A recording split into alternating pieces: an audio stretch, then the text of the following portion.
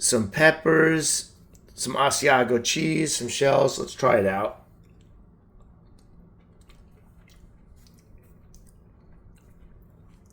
By the way, this said 2 to 3 minutes in an 1100 watt microwave would cook it. I went 3 minutes, it was still frozen. I wound up going like 4 minutes and 30 seconds.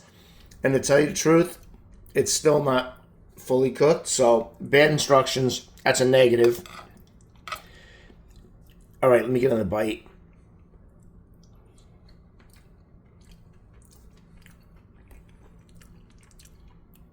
Yeah, this is not hitting it at all. It's mushy, terrible texture.